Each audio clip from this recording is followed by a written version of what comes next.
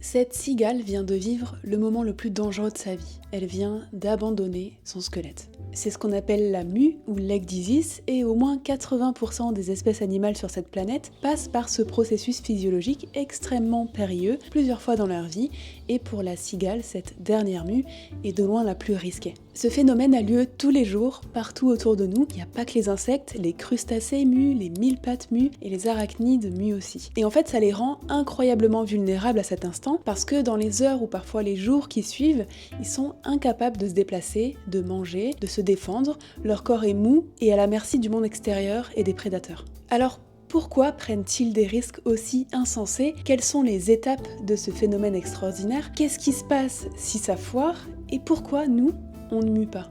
Aujourd'hui, on fait la lumière sur un des phénomènes biologiques les plus communs, mais aussi les plus spectaculaires du monde animal.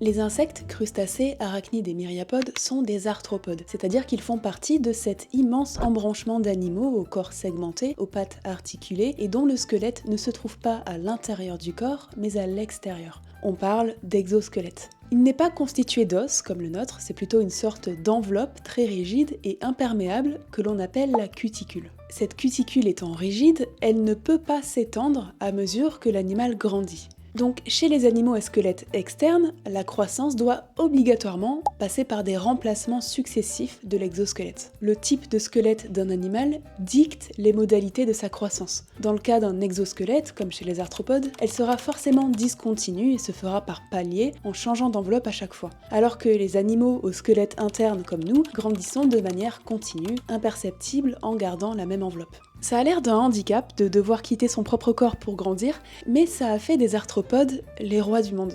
Ouais, l'humain n'est pas la forme de vie la plus perfectionnée. Alors que le genre Homo foule cette terre depuis moins de 3 millions d'années et expérimente déjà les limites et les défauts de son expansion, les arthropodes, apparus il y a environ 540 millions d'années, comptent plus d'1 million d'espèces qui ont conquis toutes les mers ainsi que tous les continents, et leur exosquelette n'y est pas pour rien.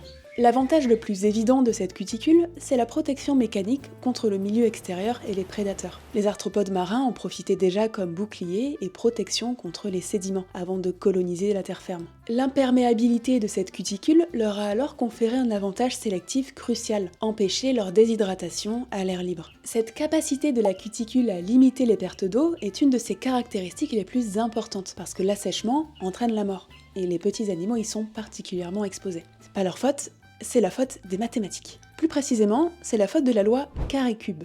Vous vous attendiez pas à ce qu'on fasse des maths sur cette chaîne, et je vous avoue moi non plus, mais vous allez voir, c'est important. La loi carré-cube dit que le volume d'un objet ou d'un animal grandit beaucoup plus vite que sa surface. Vous allez comprendre avec un exemple. Quand on multiplie par 2 la longueur d'un corps, son aire est multiplié par 2 au carré, alors que le volume est lui multiplié par 2 au cube. Imaginez un cube de sucre. Si vous multipliez sa taille par 2, sa surface externe est multipliée par 4, alors que le volume est multiplié par 8. Donc, dans ce nouveau cube, seulement 2 fois plus grand, il y a en fait 8 fois plus de sucre. La conséquence de cette loi, quand on remplace le sucre par un animal, c'est que les gros animaux ont une plus faible surface par rapport à leur volume que les petits. Or, ça représente quoi le volume et la surface en biologie? Eh ben, le volume d'un animal, c'est en gros tout ce qu'il y a à l'intérieur, notamment beaucoup d'eau, alors que la surface, ce serait juste sa peau. Donc, les gros animaux ont un grand volume d'eau pour une relativement faible surface cutanée. Et la conséquence de ça, c'est qu'ils peuvent pas trop se déshydrater par la peau, parce qu'ils ont une faible surface d'échange par rapport à leur volume d'eau. Mais chez les arthropodes, c'est l'inverse, parce que la loi du carré-cube marche aussi dans l'autre sens. Si la taille d'un animal diminue, son volume diminue beaucoup plus rapidement que sa surface. Par exemple, une mouche, c'est un animal qui a un tout petit volume corporel, donc peu d'eau en stock, par rapport à sa surface qui est elle relativement très grande. Et ça la rend très sensible à la déshydratation. Si au lieu d'avoir une cuticule imperméable, elle avait une peau qui permet de transpirer comme la nôtre, eh ben elle perdrait le peu d'eau qu'elle a très rapidement parce que sa surface cutanée est énorme. C'est pour ça que chez les petits animaux terrestres qui vivent pas en milieu humide, avoir une cuticule imperméable, c'est vital. Sans cette protection étanche et rigide, ils ne pourraient pas survivre à l'air libre parce qu'ils se déshydrateraient presque instantanément.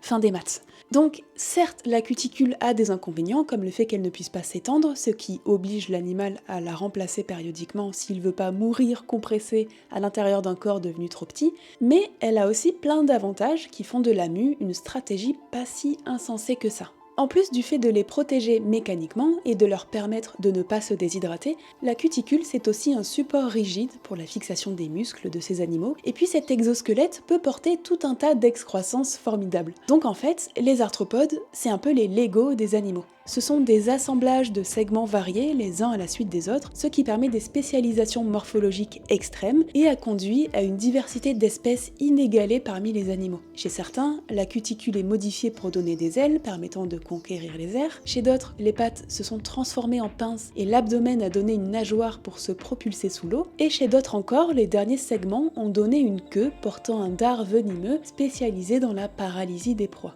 Et ces excroissances spécialisées, grâce à la mue, elles peuvent apparaître subitement. Par exemple, cette cigale, ce matin, elle n'avait pas d'ailes et pas d'appareil génital externe. Et ce soir, après sa mue, elle est ailée et capable de se reproduire. Ça offre un avantage majeur parce que ça permet la séparation physique des différents stades d'un même animal. Comme ils vivent pas de la même façon et pas au même endroit, ils se font pas de compétition alimentaire. Et ça leur évite aussi d'avoir un prédateur spécialisé. C'est-à-dire que s'il y a un prédateur qui s'est spécialisé dans la chasse aux formes juvéniles, il sera probablement pas équipé pour s'attaquer aux formes ailées. Donc, pour résumer, l'exosquelette des arthropodes, même si ça les force à se mettre en danger pendant la mue, ça leur permet d'avoir une armure externe pour les protéger des chocs, des prédateurs, etc., de survivre à l'air libre sans se déshydrater, de fixer leurs muscles pour pouvoir se déplacer, de porter des excroissances spécialisées qui leur permettent de s'adapter à tous les milieux et toutes les conditions, et de changer de forme pour faciliter le changement de mode de vie entre les stades. Voilà pourquoi ils prennent de tels risques. Mais alors, comment ça se passe exactement? Comment on fait pour changer d'enveloppe sans mourir quand on est tout mou à l'intérieur?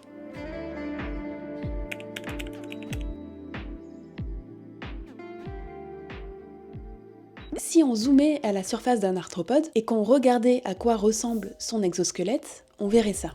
D'abord, une membrane basale, qui est le tissu conjonctif qui sépare la cuticule de l'hémolymphe, c'est-à-dire l'équivalent du sang chez les arthropodes. Au-dessus, on trouve une couche de cellules, les cellules épidermiques, qui sont la partie vivante de l'exosquelette. Ce sont elles qui vont produire les couches supérieures. Vient ensuite la procuticule, qui est constituée de protéines et de chitine. Bon, les protéines, vous voyez ce que c'est, mais la chitine, il faut que je vous explique. La chitine, c'est un polysaccharide, c'est-à-dire un assemblage résistant fait à partir de sucre. A priori, dans notre esprit, le sucre, c'est pas un truc qu'on imagine résistant, on le voit plutôt se dissoudre dans l'eau en un rien de temps, mais quand les molécules de sucre sont assemblées en chaîne, on parle de polymérisation, et ben ça crée quelque chose de vraiment costaud. La cellulose, par exemple, est aussi un polysaccharide, plus précisément une chaîne linéaire de molécules de glucose, et ça donne un solide fibreux qui est le principal constituant des végétaux. La chitine, c'est en quelque sorte la cellulose des insectes et autres arthropodes. C'est un matériau résistant et souple, donc c'est une très bonne base pour un exosquelette. Mais il y a deux problèmes. Un, c'est perméable à l'eau. Et deux, c'est résistant mais pas très dur, ce qui est pas top quand on veut faire une armure. C'est là qu'interviennent les protéines de la procuticule. Dans la partie supérieure de la procuticule, qu'on appelle l'exocuticule, on trouve une protéine bien particulière, la sclérotine.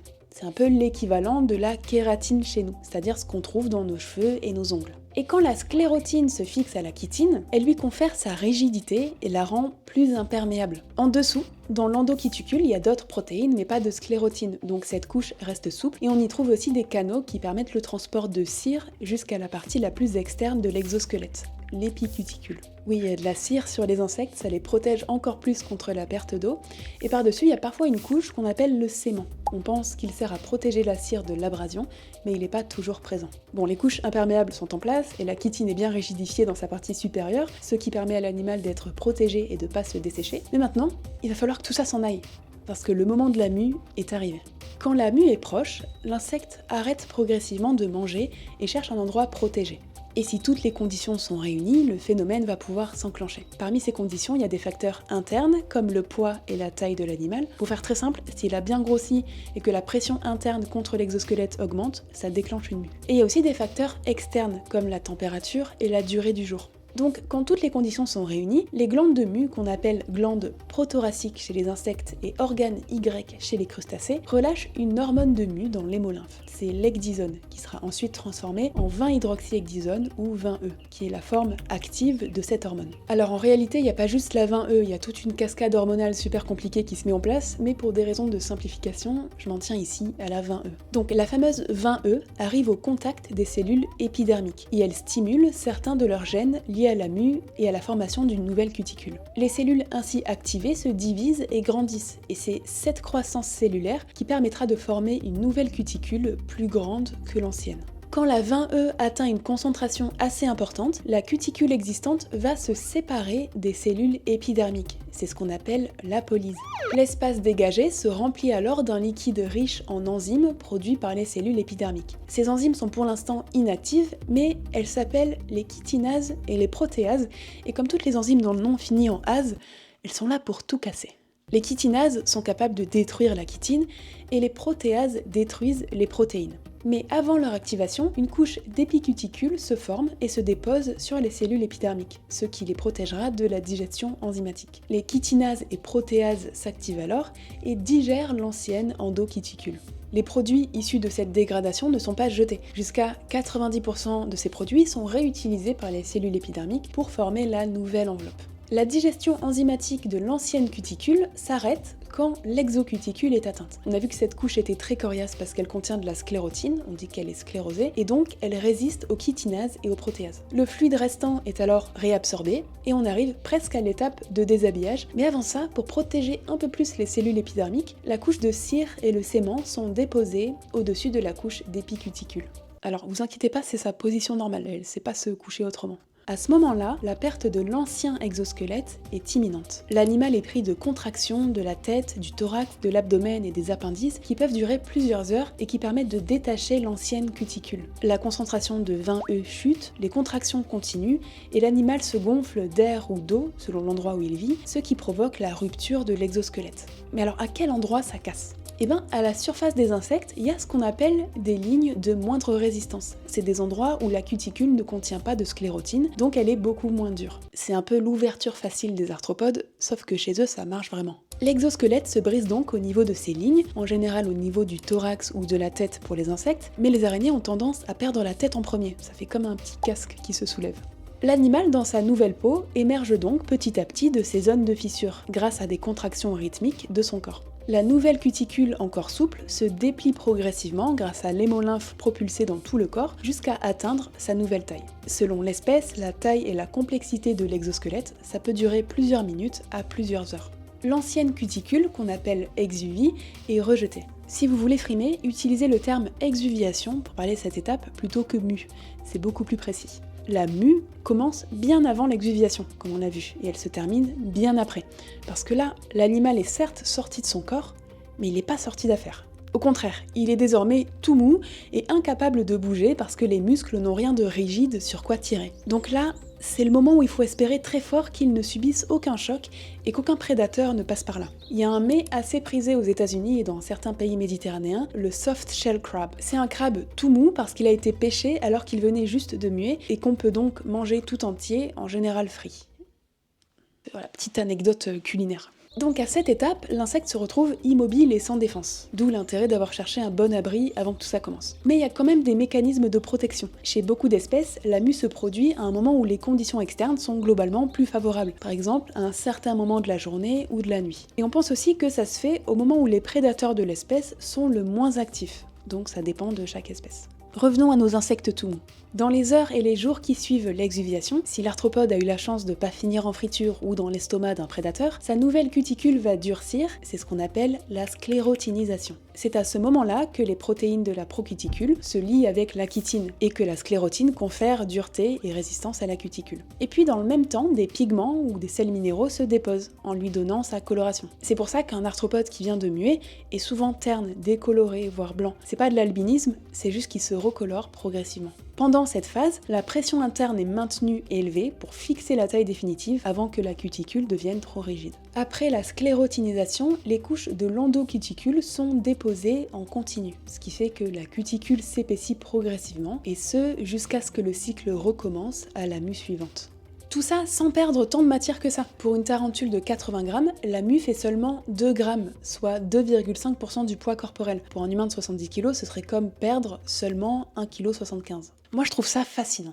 Rien que l'organisation pour recabler le système respiratoire, je trouve ça fou. Parce qu'en muant, l'insecte perd, littéralement, une partie de son appareil respiratoire. Plus précisément, ses trachées qui servent à faire entrer l'oxygène et les conduire jusqu'au tissu. Oui, les insectes respirent pas par la bouche ou par le nez, d'ailleurs ils ont pas de nez, ils respirent par des trous sur le côté du corps qu'on appelle des spiracles ou stigmates, et qui sont les ouvertures d'un système trachéal.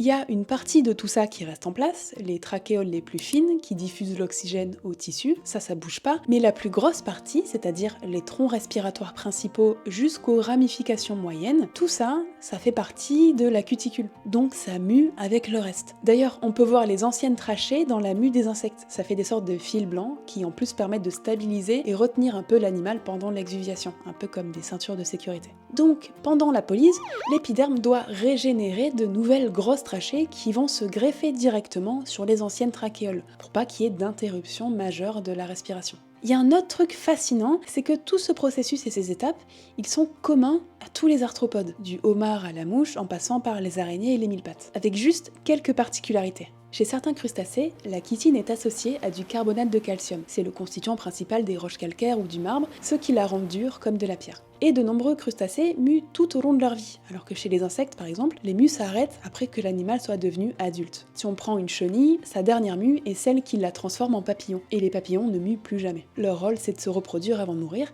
alors que les crustacés, qui ont une vie en général beaucoup plus longue, continuent de grandir et donc de muer, même après avoir atteint l'âge adulte. Il y a aussi certains crustacés comme les cloportes qui font une mue en 2 temps. D'abord ils quittent l'arrière du corps, puis quelques jours plus tard ils perdent l'avant. Et ça n'a pas d'équivalent chez les insectes. Chez les arachnides, c'est globalement la même chose que chez les insectes, avec quelques petits ajustements. Par exemple, certaines araignées muent sur le dos, alors que la plupart des insectes se suspendent ou s'accrochent à quelque chose. Et comme on l'a vu, elles perdent aussi la tête avant le reste du corps. Chez les myriapodes, on ne sait toujours pas bien comment se déroulent les mues, et en particulier la mue de maturité sexuelle, parce qu'il y a beaucoup moins d'études chez les mille-pattes, et ensuite parce que souvent, quand ils muent, ils s'enferment dans des chambres faites de substrat ou de soie, et donc c'est pas facile de les voir. Bon, là je vous ai décrit le cas où tout se passe bien, quand l'insecte arrive à se sortir de sa mue sans problème, sans rien oublier et à sécher comme il faut. Mais si ça foire, il se passe quoi ?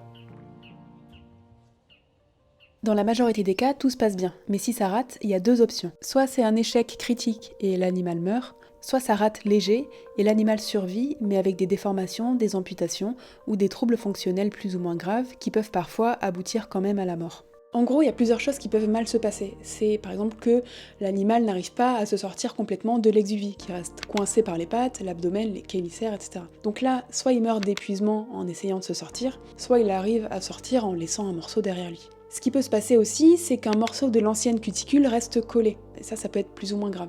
Ou encore que la nouvelle cuticule se forme pas bien, qu'il y ait des zones pliées, perforées ou mal sclérotinisées. Même si le trouble de la mue n'entraîne pas une mortalité immédiate, il y a quand même des séquelles. Des membres atrophiés, tordus, des carapaces plissées, des articulations mal alignées, et tout ça peut s'aggraver aux mues suivantes. L'exception, c'est les pattes amputées. S'il y a eu perte d'une patte qui n'a pas entraîné la mort par perte d'hémolymphe, elle peut se régénérer aux mues suivantes chez la plupart des arthropodes. À condition qu'il y ait des mues suivantes, donc si ça arrive à la dernière mue, c'est foutu. La conséquence de tout ça, c'est des troubles fonctionnels, des difficultés à se déplacer, à chasser ou à se reproduire, ce qui réduit quand même pas mal l'espérance de vie.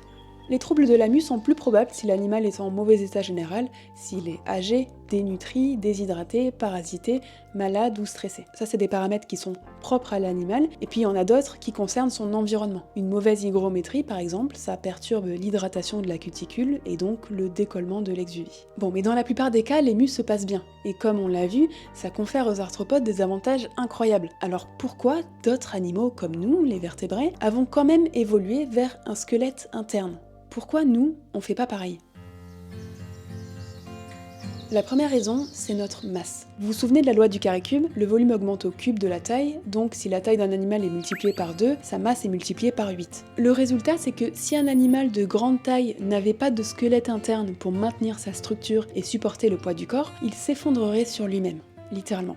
Les grands animaux sont viables que s'ils ont un squelette interne, alors que les arthropodes peuvent se contenter d'un squelette externe parce qu'ils pèsent rien. C'est entre autres pour ça que la taille des arthropodes reste limitée, contrairement aux vertébrés qui peuvent atteindre des tailles de géants, comme les baleines ou les éléphants. La deuxième raison, c'est que nous, notre stratégie évolutive, c'est pas de grandir le plus vite possible pour faire des centaines de petits en espérant qu'il y en ait 2 ou 3 de viables, et puis de mourir au bout d'1 an. C'est plutôt de prendre notre temps pour faire peu d'enfants, mais des enfants qui survivent. Pour ça, il faut qu'on puisse vivre une vie longue, pas trop risquée, donc la croissance progressive du squelette, c'est idéal. En plus, nos os stockent du calcium, ils se réparent tout seuls et produisent des cellules sanguines grâce à la moelle osseuse, des globules rouges, des plaquettes, mais aussi des globules blancs. Ils nous permettent d'avoir un système immunitaire efficace et donc d'être beaucoup plus résilients. Le squelette interne permet aussi des torsions bien plus complexes que le squelette externe, un volume musculaire virtuellement illimité, avec quand même une protection des organes vitaux comme le cœur et les poumons qui sont protégés par la cage thoracique. Donc le squelette interne a permis l'émergence d'animaux plus grands, plus mobiles et beaucoup mieux placés dans la chaîne alimentaire. Mais ça veut pas dire que c'est mieux, c'est juste une autre manière d'être compétitif dans un environnement donné. Voilà, on arrive au bout du voyage. Merci d'avoir regardé cette vidéo jusque-là, et merci aux tipeuses et aux tipeurs de la chaîne qui m'aident à financer ce travail. Sans vous, une vidéo comme ça n'aurait jamais pu voir le jour. Prenez soin de vous, et à bientôt. Bisous!